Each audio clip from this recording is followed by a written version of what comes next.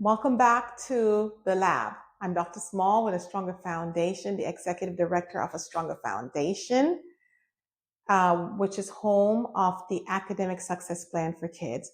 It's a really unique program, and that's the only place you're going to find the Academic Success Plan for Kids, which is a plan to align children with their purpose instead of just aligning children to graduate from school without direction. And they're like, which way should I go? Which way should I go? This gives them a very ethical position it puts them in so that they can, make very good decisions about their life. It just brings them a lot closer to understanding their purpose in life. So that's what's beautiful about that program for your children. Remember, we only accept children K through 2. Kindergarten to second grade, we accept them into that program. We accept children in general, kindergarten through 8th grade. However, to get them into that particular program, that will put them 2 or more academic years ahead in only 36 months. It's a really ethical program. That's the program that will allow your child to experience an innovation phase before, again, when they're graduated and they're just looking around like, okay, what should I do with my life? You want them to go through that phase of innovation. That's how they're going to discover what it is that they like and enjoy. And again, that's what promotes them aligning with their purpose.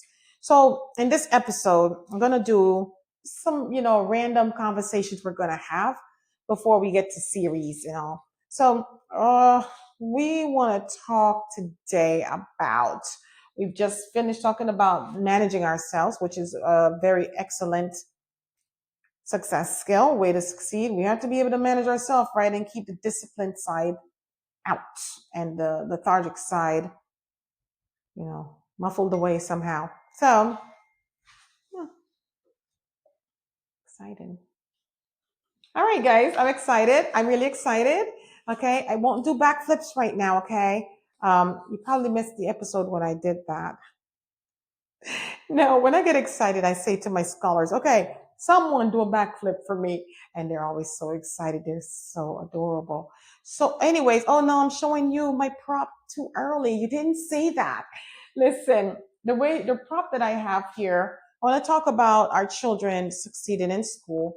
And, we always talk about our drop off zone. And the children who are here with a poor, holy foundation, like full of holes. What we do for our children. See, the ones that have a very strong foundation from Academic Success Plan for Kids to a stronger foundation, the only place you're going to find it. All right. So to go from here with, again, all the support's going to be gone once you get to middle school. Teachers are still teaching, but they're not babying them anymore. Like, you don't have as much access. Think about it. When your child was in elementary, you're probably there at the school, in their classroom, volunteering, going on the field trips. When you get to middle school, that slows down significantly, right? And when you get to high school, it's like, what you talking about?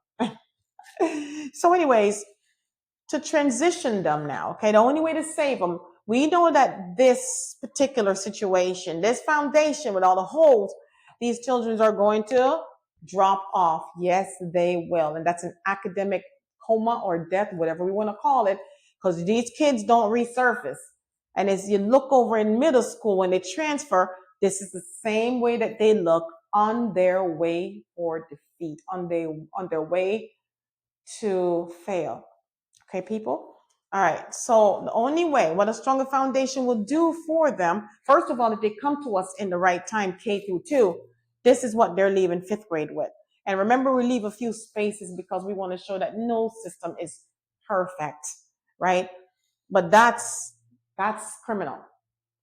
So we're not talking about perfect versus imperfect. This is beyond imperfect. This is criminal to allow a child to continue to fail. You know what you do with their mindset? But we're going to get there, okay? That's coming up. What's been happening here is that I find myself crossing over into the academic architect PDO podcast and talking about her material. So I'm working on that, okay? I apologize. So here we go. So what a stronger foundation can do now is, and what you need to do for your children, whatever system work. I think in the last episode I started to say, it's not just about, remember, it's not just about a stronger foundation. I will tell you, there is no other program that does it the way we do it. I can tell you that in terms of succeeding to close the gaps. And that's because we have this accountability piece that works. Okay. A lot of times charter schools are started and they're started with great intentions and they work a little while. But then once they start to grow, because see, when you start to grow and you have to start hiring all these random people that don't share the vision or the mission, they don't have it right here in their heart, then you start to be just any other institution. And that's why a lot of times charter school, they open, they pop up, and then they're gone, right? But a stronger foundation, our strategy for accountability is beyond. And we have evidence, we have our students, our children and our scholars, what they are. Once they get through our process, they're scholars. And you should hear them, with their reading skills, whether it's author's purpose. They can tell you the different reasons authors write. They can describe it. They can discuss when it's appropriate to be used. They know how to identify it in a reading material. I mean, these children are off the chain. I mean, my goodness, because it's their window of opportunity, they just impress everyone around them. So that's where we are, young people. So that's what you want to do. You want a transition, because the only way to keep them from dropping off, you're going to have to give them some type of a support. Because this here is the open water. Remember, we talked about open water. Okay, we represent that. So the boat, this little blue is your open water. I don't know if I could put it there, but then you won't see the water. All right, so that's the open water, and they're transitioning. So you need ASP4K, and I think I should probably write that. I think that's what the boat represents. Is the academic success plan for kids is what is going to help to transition them, okay, over as they go over to secondary. Let me think about that one some more. So, okay, that's what they need. And so now, imagine a child saying to a parent, "Mama, please, will you buy me a boat? Because I got enough shoes. I got enough pairs of shoes, Mom. I don't need another pair of shoes. I need a boat to help to transfer me." Because see, if a child knew that by maintaining this foundation, transferring to this foundation, if they understood that they were aligning with a mediocre life, with mediocrity, with failures, with less than their best self, missing their ideal purpose in life, if they knew that, what do you think they would do? They would say, "Mama, please." But they can't. They're children. Oh my goodness. Wait till I get to the part where I explain to you why this is so powerful, that it has the ability to restrict learning. Okay? Wait till I get to that. Oh, why don't I just tell you? I'm used to jumping around anyways. Let me just jump. That's because in the human brain, the human being brain, in our brain, this system develops faster. This system matures faster than your frontal lobe. Remember, your frontal lobe that's executive planning system. It's the executive control center. That's the center that's involved in the thinking, focus, the reasoning, your critical thinking, your problem solving. Okay? So as an adult now, you're going to see more of this in the average well-rounded adults, right? But this develops slower. This develops faster. That's why you see kids, they're so strong when it comes to emotion. "I don't care what you say. I don't love you anymore." And they're so passionate with the emotional. That's because it develops faster and it's more matured. Okay, they're more mature emotionally than they are rationally. And that is why that impacts learning.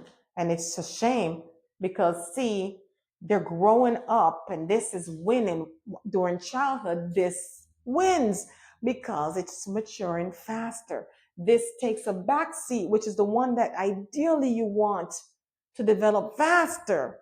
But that's not the way the brain works. That system, in fact, I believe this continues to develop into adulthood. Frontal lobe, am I saying it right? Yes. And this, I forgot the ages that by the time, but it's fully developed, I believe, before age 13. I have to look that back up. Okay. But oh yeah, fully developed. That's why when you have a 13-year-old, remember when we looked at the developmental stage and you have your teenagers that's like, what?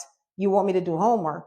What do you mean? You want me to sit down and for 10 minutes and look at that? I done did it. It's done. I did it. I said, sorry. I did it, right? You know how it is. And they're rolling their eyes. And the attitude is so strong that it overpowers an adult. Why? Because you're coming from a different position and stance. You don't go to your kid and say, yeah, you're not as emotional as they are. You're coming from a place of rational thinking when you're arguing with your child, and they're much stronger than you because their system is so strong and so strong. Yours is developed by now, but your frontal lobe kind of muffles this system because you're an adult and you're rational. You know that you don't just lose it. You don't just, but a kid doesn't understand that because this part is not yet fully developed. So this is what makes common sense to them is that they're going to shout at you until you just, go down like butter in your shoes. They're good. You're not going to win a fight with someone that doesn't know how to reason on your level. It's hard. And that's why you have to almost walk away. That's why they tell you be the bigger person. Because when someone is coming from a place of irrationality, you're not going to win. It's not a sensible argument. And that's why I used to always be afraid to do like preschoolers. Because preschoolers, they don't know how to rationalize. You could tell them all day, honey, if you don't do your homework, you know what's going to happen to you. Same thing with a kindergarten. You know what's going to happen to you. You need to. They don't get it. So I used to be a little intimidated to teach preschoolers and kindergartens. They were scary. Thank God we have people at our facility that's really good with that age, and they get them to.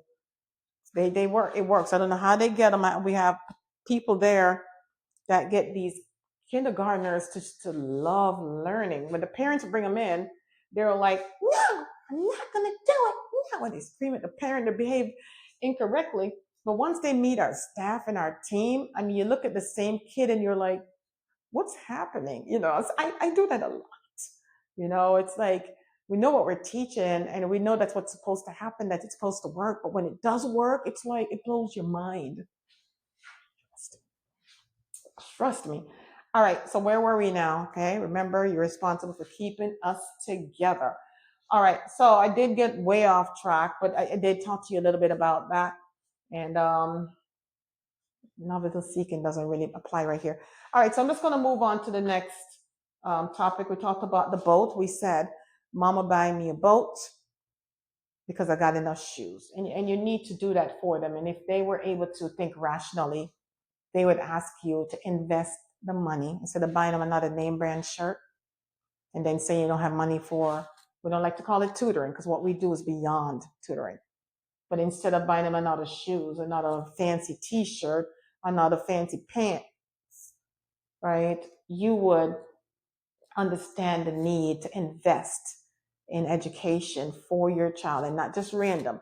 I would never tell you go pay for tutoring, some isolated tutoring, if they don't have a program that is as established as a stronger foundation, the academic success plan for kids, which lays out the child's academic plan all the way to graduation, right? That has a system. We have a system that within 36 months, if we get them at the right, by grade 2, you give them to us at grade 2 or before, Your child's going to leave us in 36 months, and the least we've ever seen is that they were 2 academic years ahead. That's the least we've ever seen. The majority that leave us after 36 months is 3 to 4 years, if not more. They have all the prerequisite skills. You're talking about kids leaving us in grades 4 and 5 with these prerequisite skills all the way up to 8th grade or beyond. I stopped counting at 8th grade because then I realized if they have all the prerequisites up to there, they're smooth sailing. Okay, it's not just about academic. You got to balance them out. But if you spend all the way to 12th grade just educating, when do you establish that mindset for success? When, right? So let's go, parents. Let's go, family. So get them a boat. That's what they need. They need a boat that's going to transition them so that they don't fall off during the drop off zone and they're able to get to 2nd grade. And you can fix this, parents. If you do nothing about it, that's what's going to be transferred. I'm talking to Dr. Small. Remember, I say that when I start to almost hear people saying, well, every child's different. Don't tell me foolishness. Not when I have the data. I have the data. And if you really want to know, we're not fighting here. We're friends. I'm your future child's best friend. That child in the future that's going to say, oh my God, thank you so much for what you did. Okay. So most parents think it's just about educating a child, and you think you know what you're doing, so you're hiring the tutor, and you're telling the tutor what to do. I want you to fix this, and this, and you don't know what needs to be fixed, right? So you need a program that knows how this works, right? And you might thinking, how come we haven't heard from you? Well, we're just getting a chance now to spread our wings out there. Because see, when you have something fabulous, a hidden secret, and then your small program, right? One thing we may not have was all the money because we don't charge the parents the way that we could. And if we did, you'd see us on TV too, with the commercials. You would see us with all the fancy equipment. But see, we know that's not what's going to make the difference. That's not what's going to align your child with greatness. All right. So we want to spread the word. But anyway, we want to keep on moving, young people. So you get a boat. Mama, please buy me a boat. I've got enough shoes. Okay. They don't need no more shoes. You need a boat to transfer them. All right. So I want to move on to some other things we want to talk about. All right. So one thing I want us to kind of stop doing as families and parents. I know there's certain groups of people that sometimes, children are born with the same amount of neuron. I've never seen a case where they say, based on your skin tone, that you have different neurons, that you're born with different neurons. I told you in another podcast how the neurons work. I told you that neurons that make meaningful connections are preserved, and neurons that do not make meaningful connections are slaughtered off. You can get a scientist to explain all of that to you. But that's why they try to take certain neurons now, or stem cells. I believe that's where the concept of that comes into play, where they're trying to get these stem cells to specialize for other. Now that they realize that those cells have potential to be used, but if they're not used, and if they're not, if they're not connected, if they don't make meaningful connection, they're slaughtered off. Now, so you have 2 children, and if they have the same amount of neurons, right?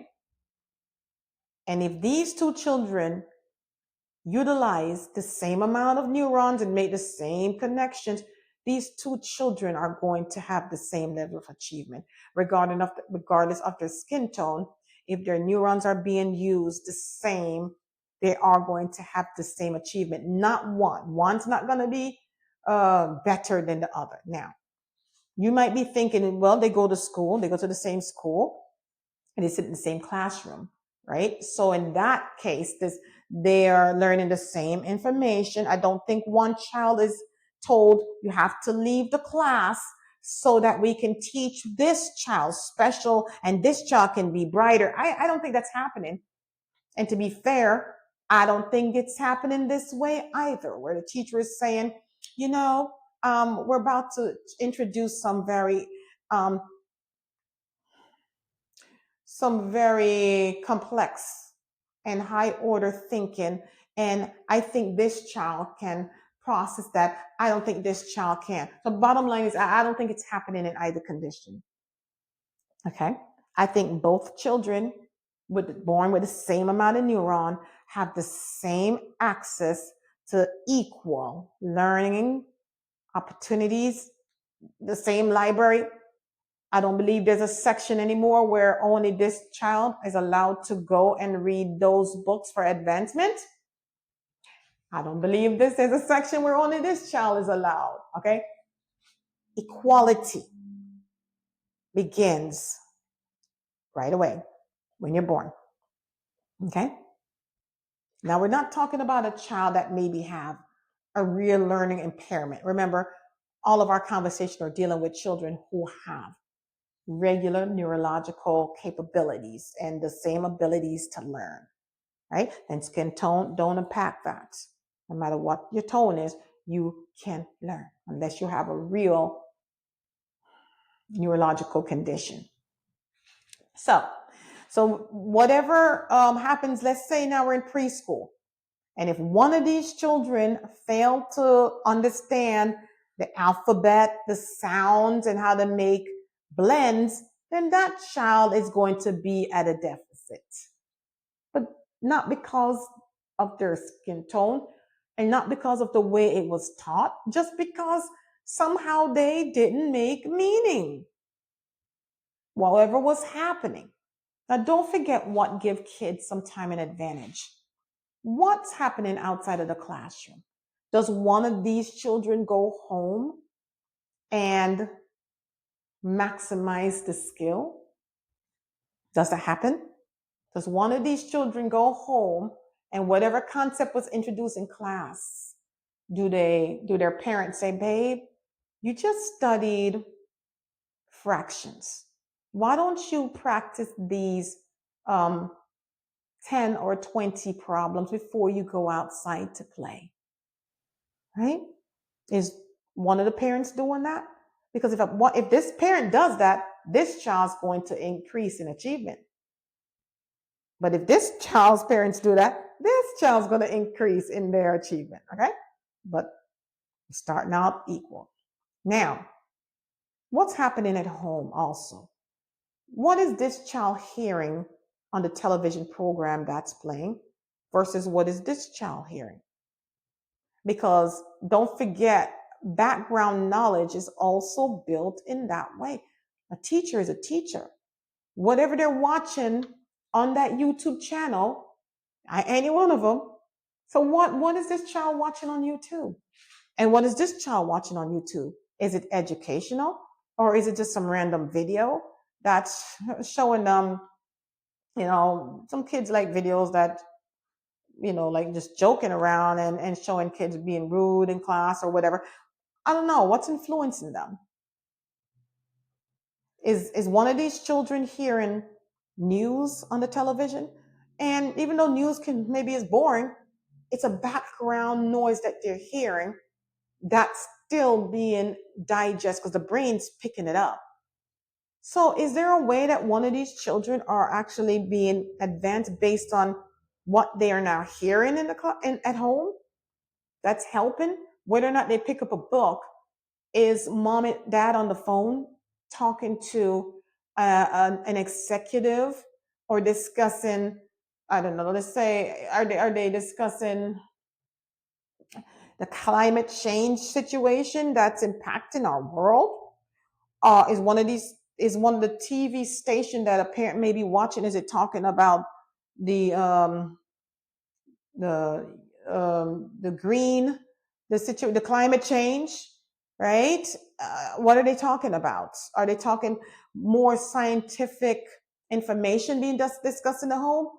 So even if the child's not doing it, they're actually being exposed to it, so that now when there's some type of an assessment, the child that was exposed to more learning material, and what kind of learning? Because everything's learning. Whether or not you're watching the wrong channel that's just showing you how to, I don't know, I don't want to say the wrong things, but maybe just something that's not academic versus something that is academic. Okay? So I want us to lay off of that. It's because of how I look. Because I have yet to see that there's a situation where one child is being told to leave the room so that the teacher can teach real skills. Or this child leave the room while the teacher teach this one only. Okay? So we want to let that go because that's a part of helping us to be whole. That's the part that I think, I always think Dr. Martin Luther King would like us to never forget what we've been through. But I think his intention was for us to use what he did and all the other activists that fought on our behalf. I believe they wanted us to understand we have full access to equal learning and not stay mentally depressed. So if you have a brand new child, I want you to understand the only thing that can restrict that child is not their skin tone, but what learning they are exposed to, what foundation they're building. Okay.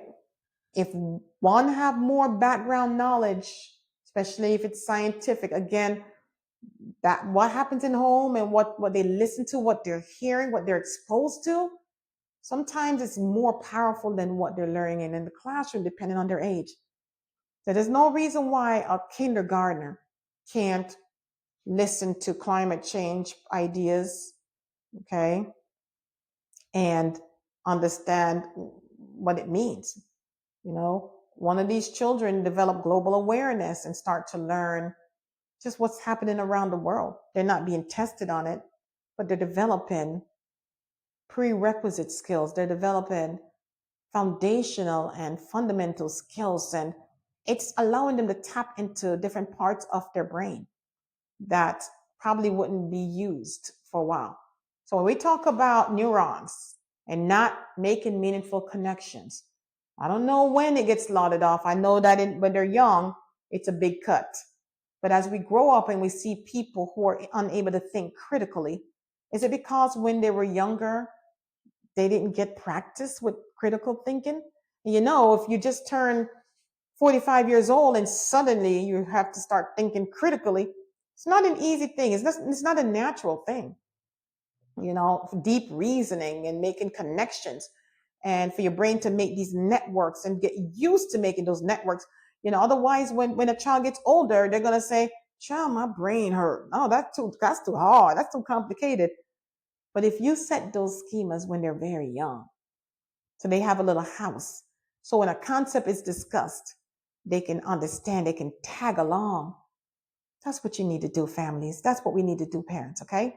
I told you that this particular podcast session was going to just have a bunch of multiple concepts.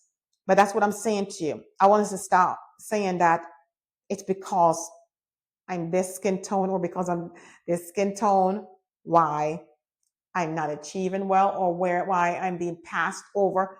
Whether or not a certain situation exists when it is true, because prejudice is everywhere. It's a real thing. But let's not allow it to keep us from thriving. And I have both people here because you know what? Dr. Small is not about, just fighting for one, because I feel like there's a lot of people that's struggling in this world with diseases. There's a lot of people that's searching for cures and need cures for, and they're all skin tones. So to me, it doesn't matter who finds the cure. But I do believe that a lot of our children who are failing, they have the cure inside of them. And because they're not developed, they grow and they die with the cure. And we have to wait for another generation to come with the cure for cancer, arthritis, and HIV, and whatever other diseases there are out there. Okay. So moving forward, we're going to see that every child is born on purpose to fulfill a purpose. And regardless of their race and their complexion, they're born with the same amount of neurons. They have the same potential. They have the same opportunity. Okay. No one, no more is being prevented from checking out a book from the library. We don't have special marks on a library card that says one child can have access to a certain book with certain knowledge and the other can't. I don't know of that. All right. Not in the America that we have here. So no more excuses. Okay. We're all going to achieve greatness because the only thing that matters is aligning with the purpose for which we were designed and created. So let's do this. Okay. Brown boy, brown girl, white girl, Hispanic families, all of us. Let's make it happen. Dr. Small says you can. It's all about aligning with your purpose, regardless of your skin tone. So no more excuses. I don't want to hear any more complaining. I want training. And if any of you ever feel like, there's some unfairness, then I want you to conquer that unfairness by making yourself better. You can complain if you want, as well as complaining, you are training. You can blame as long as you want, as long as while you're blaming, you're training. I always tell my children, okay, which are my scholars, I say, if you want to get even with somebody, the best way to get them back, the best way to get even, the best way to get what's yours is to get them in the brain, learn more, be smarter, be wiser, become a better critical thinker, research, find cures for things, all right? Because when you do that, no one's going to say, I don't want the cure from you because of your skin tone. I'm not taking the cure for cancer from you because you're brown. I don't want the cure for this HIV. I'd rather live with it because you're white. I don't want your cure. I don't want your cure because you're the wrong skin tone. The cure don't have no skin tone. All right. So this is already at 30 minutes. I got to tell you, I got a lot to say. All right. So I may be able to stop here so the video won't be too long, but then I will have to just continue in another episode where I expand. All right. So I'm sure we'll have more conversation about tone and skin tone and the impacts on our learning. Okay. But remember, we said neurons, we're born with them, a certain amount, regardless of our skin tone. And the ones that make meaningful connection are the ones that are preserved. So if at any point in a child's learning career, one seems to be performing better than the other, instead of just saying this, it's a tone thing, let's consider whether it's because the neurons were not taken advantage of properly. Okay. We talked about a few concepts today. We even talked about the boat. All right. So we're going to make sure we give our children those opportunities so that they don't have to drop off academically. The boat is great because it allows that if your child is already in 5th grade and they have a very holy educational system, they're unprepared to really succeed. It gives you the opportunity to fix it. Summer is coming. It's a great time, balance it. If you want them to go to some kind of little league camp, do that. But also leave a few weeks for learning camp, guys. Don't allow them to fail. Don't allow them to miss out on psychological integrity or psychological wholeness. Please. These are people. They're not pawns. They're not things. They're human beings. And they deserve a chance to experience real meaning, fulfillment. They deserve a chance to align with their purpose. Whatever you do, please don't ever tell one of my scholars that because of their tone, they won't achieve. Don't you ever tell one of my scholars that, please. These children don't,